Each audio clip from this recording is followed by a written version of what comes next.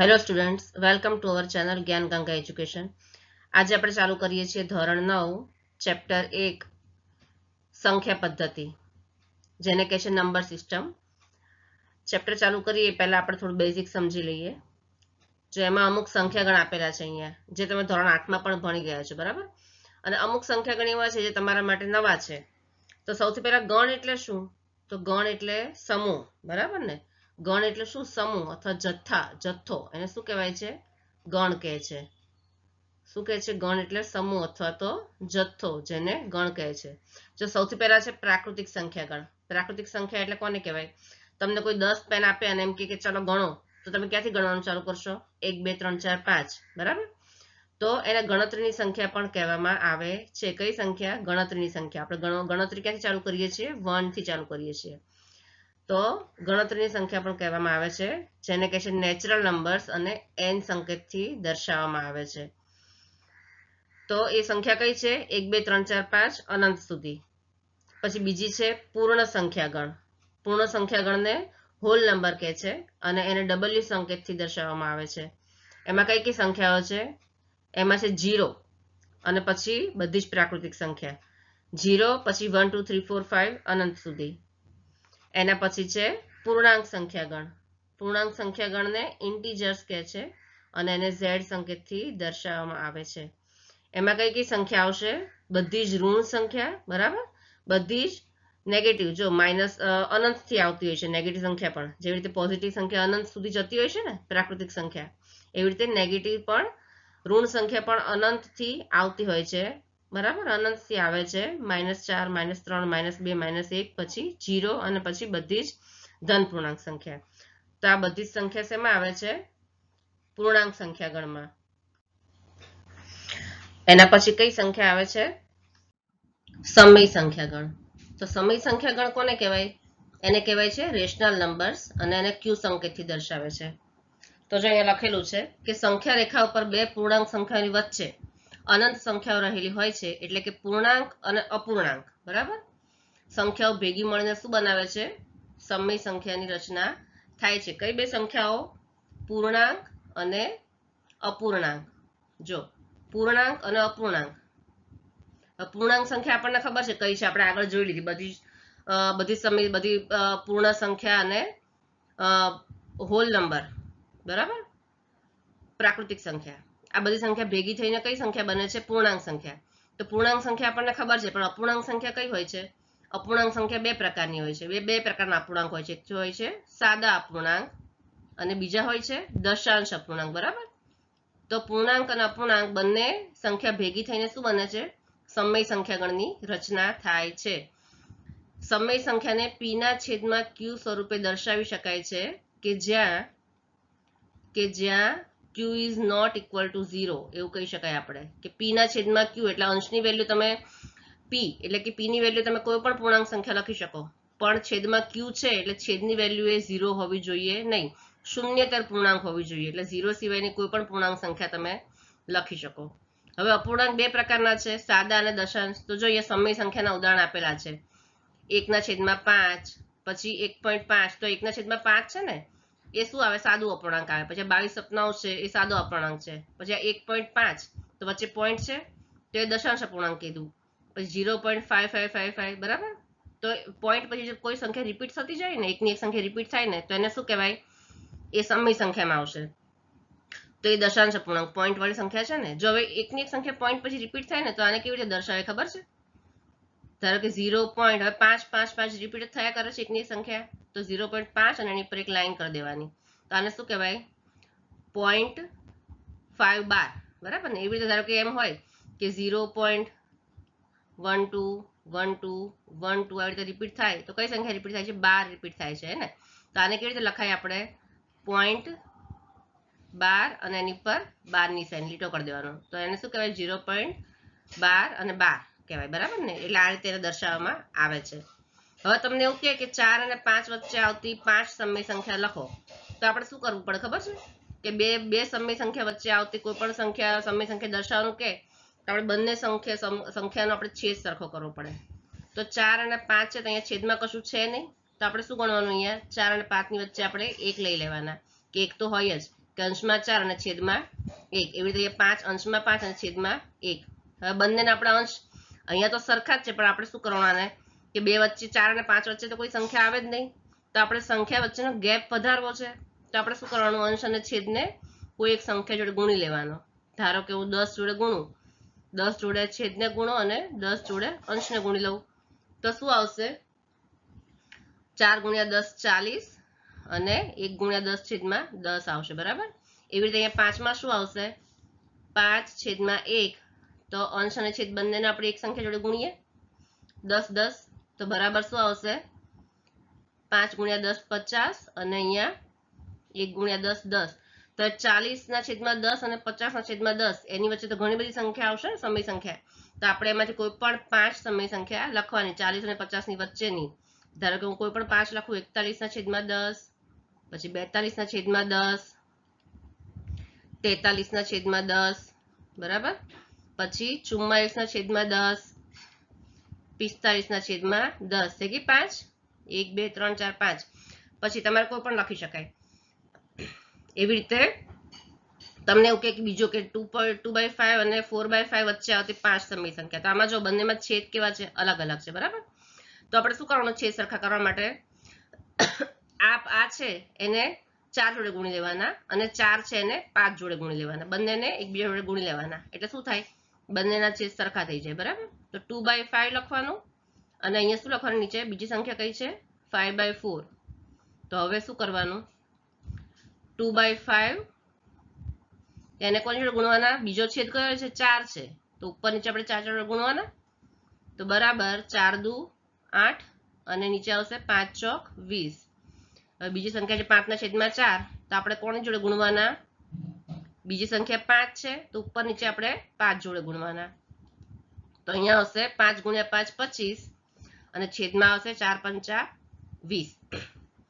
તો ચલો હવે 8 છેદમાં 20 અને 25 છેદમાં 20 આ બંને વચ્ચે 5 સંખ્યા તો આવવાની છે 8 અને 25 ની વચ્ચે. તેની વચ્ચે આવતી કોઈ પણ 5 સંખ્યા લખી રાખવાની. બરાબર. 8 પછી આવશે 9 છેદમાં 20, 10 છેદમાં 20, એવી રીતે 11 12 13. બરાબર. 1 2 3 4 5 થઈ ગઈ, બધાના છેદમાં 20 લખી નાખવાના.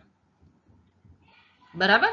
આવી કોઈ પણ 5 સંખ્યા તમે લખી નાખો તો આ શું આવશે, એનો જવાબ આવશે કે જે સંખ્યાને તમે p ના છેદમાં q સ્વરૂપે લખી ન શકો એને શું કહેવાય છે, અસમય સંખ્યા કહેવાય છે. એના ઉદાહરણ કયા કયા છે, તો એના ઉદાહરણ છે રૂટ, અંડર રૂટ વાળી સંખ્યા. બરાબર ને, √2, પછી √3, પછી √4 નહીં આવે, જો જેનો તમે વર્ગમૂળ કાઢી ન શકો ને એ બધી જ રૂટ વાળી સંખ્યા અસમય સંખ્યા ગણમાં આવશે.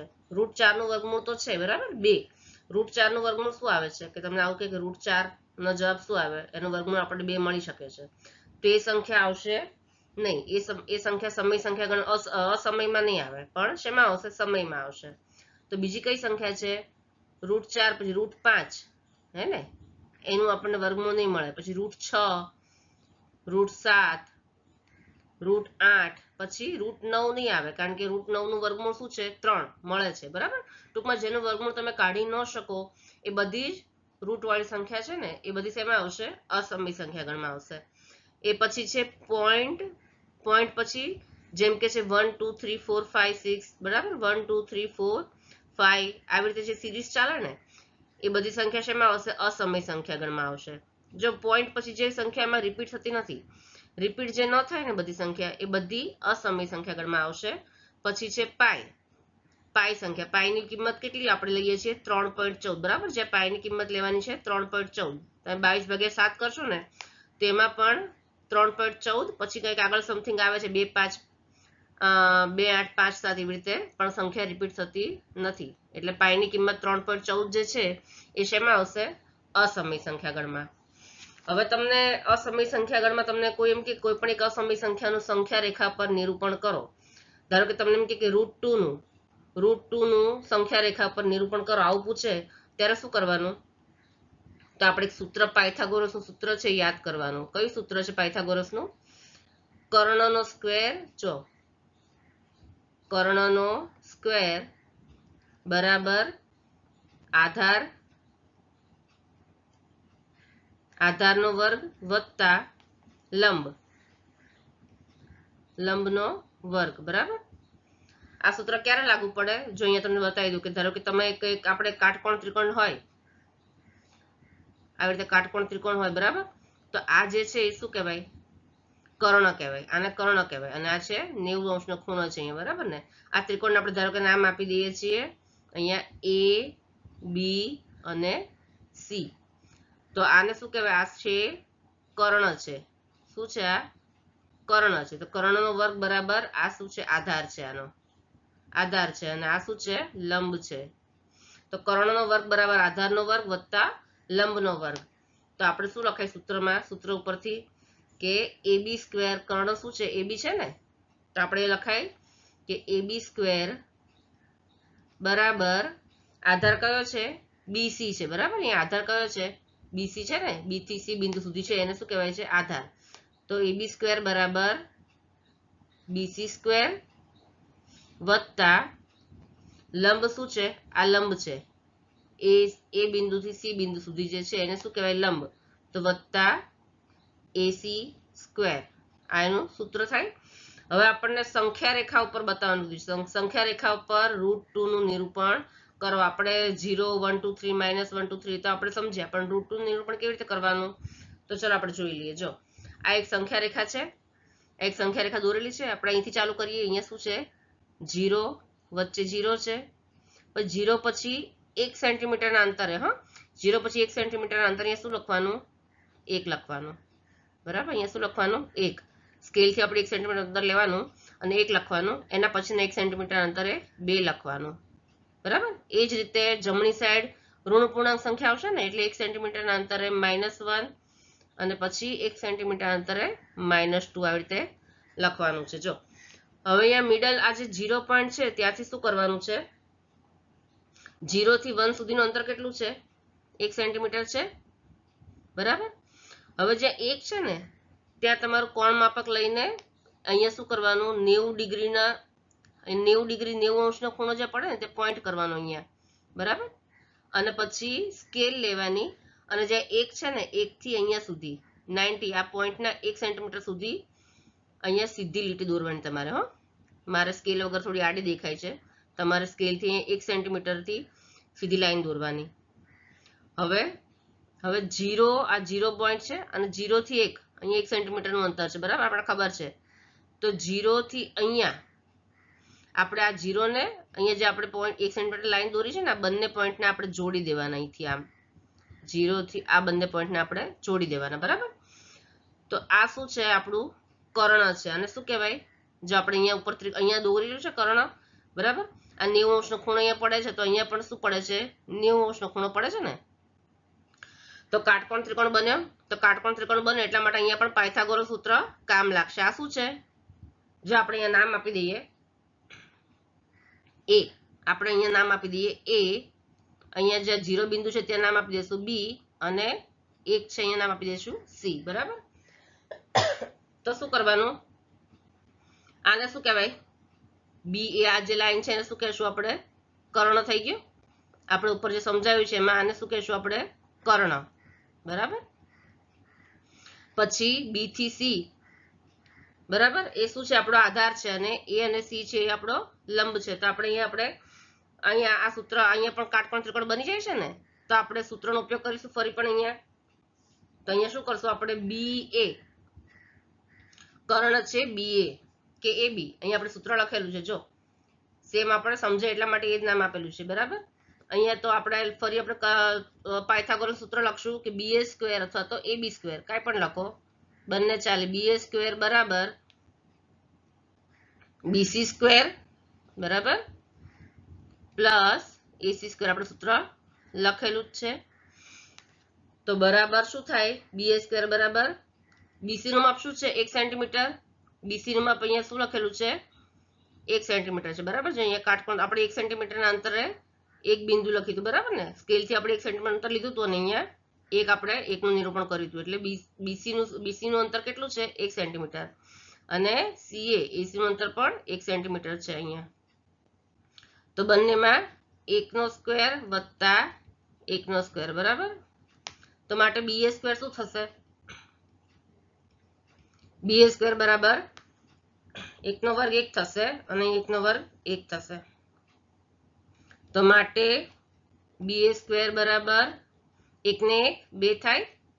તો આપણે સ્ક્વેર કાઢી નાખવું છે, ઉપરથી સ્ક્વેર કાઢી નાખીએ તો શું થાય? માટે ba બરાબર, હવે અહીંયાથી સ્ક્વેર કાઢી નાખ્યો તો 2 છે એને શું લાગી જશે? રૂટ લાગી જશે, બરાબર ને? ba બરાબર √2. તો ba છે જે આપણે માપ શું છે? આ ba બરાબર √2 છે. આ શું છે? √2 છે. પણ આ તો આપણને √2 તો મળી ગયો ba, પણ આપણને કોની ઉપર કીધું છે? સંખ્યા રેખા ઉપર એનું નિરૂપણ કરવાનું કીધું છે, સંખ્યા રેખા ઉપર. તો હવે શું કરશું?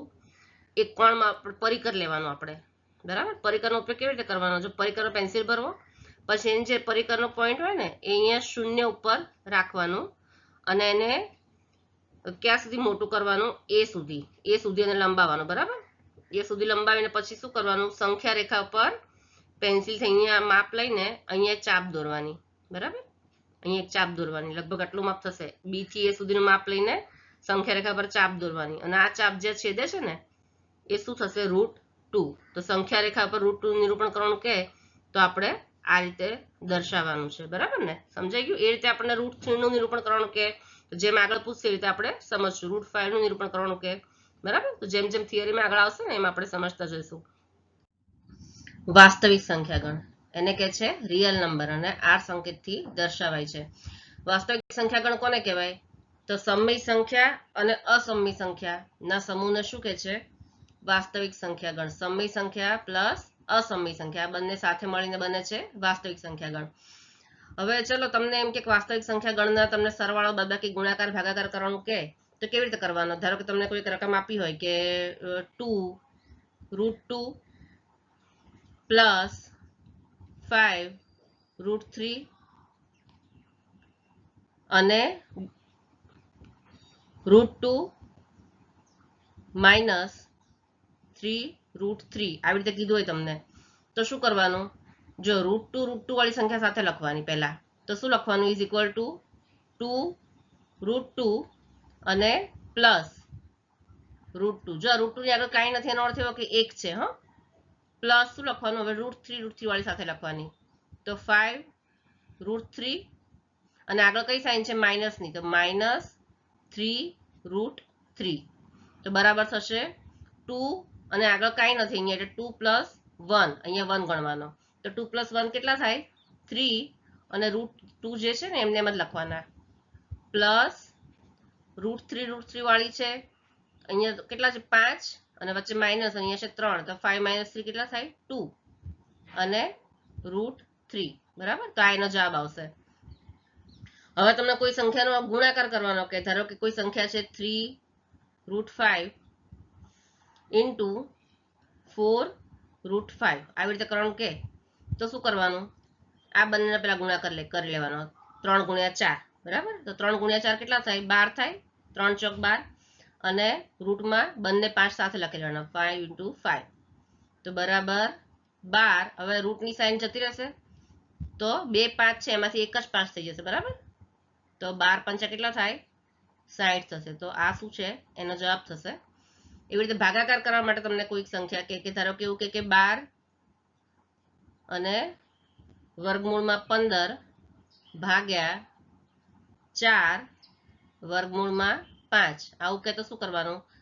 છેદ ઉડશે, 4 તરી 12 અને અહીંયા થશે 5 તરી 15. ચલો તો આનો જવાબ શું આવશે? 3 વર્ગમૂળમાં 3, બરાબર? આ એનો જવાબ આવશે. હવે શું આવશે? દશાંશ અભિવ્યક્તિ, બરાબર?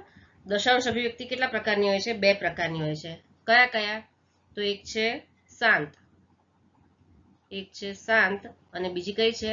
અનંત આવૃત. કઈ છે? અનંત આવૃત. તો આપણે બંનેના એક્ઝામ્પલ જોઈ લઈએ.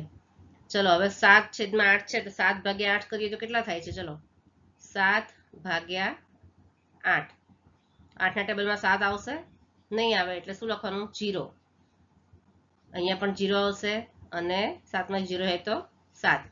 હવે આપણે 0 લખ્યા પછી આપણે એક 0 અહીંયા ઉમેરવો છે, બરાબર? 7 ની પાછળ તો અહીંયા પોઈન્ટ લખવો પડે. પોઈન્ટ કરીએ ને પછી આપણે જેટલી વાર 0 ઉમેરવા એટલી વાર ઉમેરી શકીએ, બરાબર? તો ચલો 8 ના ટેબલમાં 70 આવશે? નહીં આવે, પણ 8 સત્તા 88 64 આવશે, બરાબર ને? 88 64, તો અહીંયા આવશે 64. હવે 70 માંથી 64 જાય તો કેટલા રહેશે?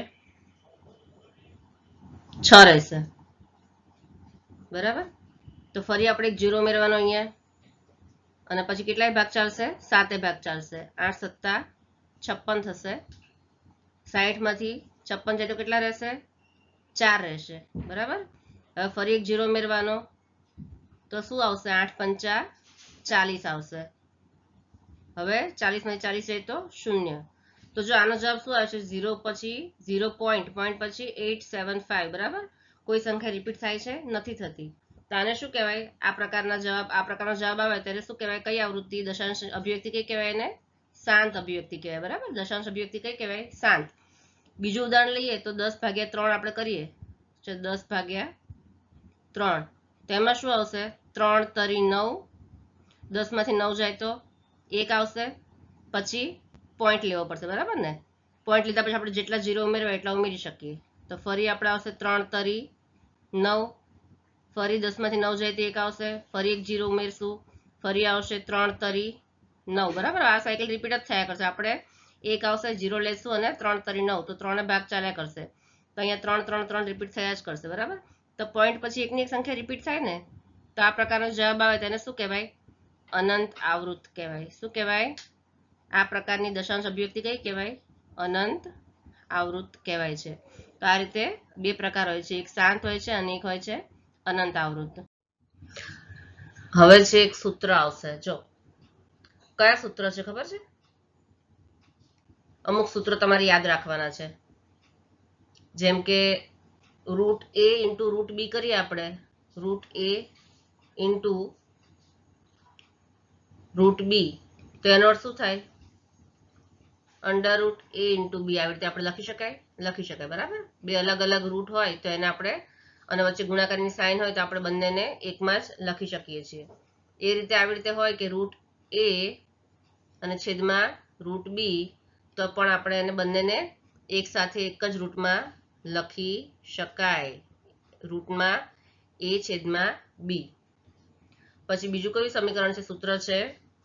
જો આ તમારે ખાસ યાદ રાખવાનું. a પ્લસ b નો હોલ સ્ક્વેર, તો શું થાય? બરાબર a square plus 2ab plus b square, બરાબર. એ જ રીતે a માઇનસ b નો હોલ સ્ક્વેર કે a માઇનસ b નો હોલ સ્ક્વેર. હોલ સ્ક્વેર એટલે આખી સંખ્યાનો વર્ગ. તો a માઇનસ b નો હોલ સ્ક્વેર બરાબર શું થાય? એ વચ્ચે માઇનસ છે એટલે a સ્ક્વેર પછી માઇનસ આવશે. a square minus 2ab plus b square. હજી આ સૂત્રો તમારે યાદ રાખવાના છે. આગળ જે દાખલા આવશે ને એમ તમને કામ લાગશે. પછી છે a માઇનસ b અને a પ્લસ b. બંને કાઉન્સ વચ્ચે કાંઈ નિશાની નથી, એનો અર્થ એવો કે બંને વચ્ચે ગુણાકારની સાઇન છે, બરાબર. a minus b, a plus b is equal to a square minus b square. જે સૂત્ર છે એ તમારે યાદ રાખવાના છે, આગળ તમારે કામ આવશે. એના પછી શું આવશે? એના પછી છે સમય સંખ્યા માટે ઘાતાંકનો નિયમ. જો ઘાતાંકના નિયમમાં કેવી રીતે યાદ રાખવાનું છે તમારે? એમાં પણ અમુક સૂત્ર આવેલા છે, તમારે યાદ રાખવાના. ધારો કે આવી રીતે હોય કે a ની m ઘાત પોઈન્ટ a ની n ઘાત. તો જો પોઈન્ટ એનો અર્થ શું થાય? ગુણાકાર, બરાબર. હવે એ છે, બંને બેઝ કેવા છે? બંનેના સરખા છે. a અને a બેઝ બંનેના સરખા છે, પણ ઉપર જે ઘાત છે જેને પાવર કહે છે, m અને n, એ કેવા છે? બંને અલગ અલગ છે. તો જ્યારે આવું હોય ને તો શું કરવાનું? બેઝ સરખા હોય ને અને બંને ઘાત અલગ અલગ હોય તો a અને ઉપર અને વચ્ચે ગુણાકારની સાઇન હોય તો બંને ઘાતનો શું આવશે? સરવાળો. a raise to m plus n, બરાબર. આપણે ધારો કે ઉદાહરણ લઈ લઈએ કે ધારો કે 2 ની 2 ઘાત પોઈન્ટ, એટલે કે પોઈન્ટનો અર્થ થાય છે ગુણ્યા 2 ની 3 ઘાત. તો શું કરવાનું? બેઝ બંનેના સરખા છે 2 અને વચ્ચે ગુણાકાર છે, ઘાત અલગ અલગ છે, તો શું કરવાનું? સરવાળો, ઘાતનો સરવાળો કરવાનો. 2 પ્લસ 3, તો બરાબર 2 ની કેટલી ઘાત થશે? 2 ની 5 ઘાત. તો 2 ગુણ્યા 2 5 વાર કરવાનું ને, 2 દુ 4 દુ 8 દુ 16 દુ 32, તો 2 ને 5 વાર ગુણો તો શું આવશે જવાબ? 32 આવશે. બરાબર. એ રીતે બીજું છે કે એની એમ ઘાત અને બ્રેકેટની બહાર અને આખાની એન ઘાત, આવું આવે તો શું કરવાનું? એક જ બેઝ છે, એની એમ ઘાત અને એની પણ એન ઘાત, તો શું કરવાનું? ત્યારે બંને ઘાતનો ગુણાકાર, એ અને બંને ઘાત છે એમ ગુણ્યા એન, આવી રીતે ગુણાકાર કરવાનો. બરાબર. આપણે ઉદાહરણમાં સમજી લઈએ કે ધારો કે 2 ની 2 ઘાત અને એની આખાની 3 ઘાત, તો શું કરવાનું? બંને ઘાતનો ગુણાકાર, તો આવશે 2 ની 2 ગુણ્યા 3 ઘાત બરાબર 2 ની 2 તરી 6, 2 ની 6 ઘાત, તો 2 ને 6 વાર તમે ગુણો, 2 ગુણ્યા 2 ગુણ્યા 2 ગુણ્યા 2 ગુણ્યા 2 ગુણ્યા 2, તો શું આવશે? 64 આવશે. તેનો જવાબ આવશે 64. પછી આવશે ભાગાકાર. જો એની એમ ઘાત ભાગ્યા એની એન ઘાત, તો જ્યારે ભાગાકાર હોય બેઝ સરખો હોય એ અને ઘાત અલગ અલગ હોય અને વચ્ચે ભાગાકાર હોય તો શું કરવાનું? ઘાતોની બાદબાકી કરવાની. બરાબર. તો આપણે શું કરવાનું? એની એમ માઇનસ એન. એક્ઝામ્પલ લઈ લઈએ. 2 ની 5 ઘાત ભાગ્યા 2 ની 3 ઘાત બરાબર શું થશે? ભાગાકાર છે તો ઘાતની બાદબાકી, 2 ની 5 માઇનસ 3, તો બરાબર 5 માંથી 3 જાય તો 2 આવશે, તો 2 ની 2 ઘાત, તો 2 ની 2 ઘાત એટલે કેટલા આવશે? 2 દુ 4 આવશે. હવે છેલ્લું છે એની એમ ઘાત પોઈન્ટ એટલે કે ગુણ્યા બી ની એન ઘાત. જો હવે અહીંયા બેઝ પણ અલગ અલગ છે, એ છે અને બી છે, અને બંનેની ઘાત પણ જુદી જુદી છે. અરે સોરી, બંનેની ઘાત સરખી છે, આવી સૂત્ર આવશે. એની એમ ઘાત પોઈન્ટ એટલે કે ગુણ્યા બી ની એમ ઘાત, એટલે બંનેનો બેઝ અલગ અલગ છે અને ઘાત સરખી છે. તો જ્યારે બેઝ અલગ અલગ હોય ત્યારે શું કરવાનું? બંને બેઝને વચ્ચે ગુણાકાર લઈ લેવાનો. તો એ ગુણ્યા બી અને પછી બંનેની કઈ ઘાત? એમ ઘાત. હવે ચલો એક્ઝામ્પલ લઈ લઈએ કે એક્ઝામ્પલમાં 2 ની 2 ઘાત ગુણ્યા 3 ની 2 ઘાત, તો જો બંને બેઝ અલગ અલગ છે અને ઘાત સરખી છે તો શું કરવાનું? બરાબર બ્રેકેટમાં 2 ગુણ્યા 3 અને બંનેની કઈ ઘાત આવશે? 2, કારણ કે બંનેની 2 ઘાત છે, તો બરાબર 2 તરી 6 અને એની 2 ઘાત, તો 6 ની 2 ઘાત કેટલી થશે? 6 ગુણ્યા 6 36 થશે. બરાબર. તો આ શું થશે? એનો જવાબ. એટલે આટલા સૂત્ર આપણે યાદ રાખવાના છે. અને હવે પછીના વિડીયોમાં આપણે શું ચાલુ કરીશું? સ્વાધ્યાય 1.1. બરાબર ને?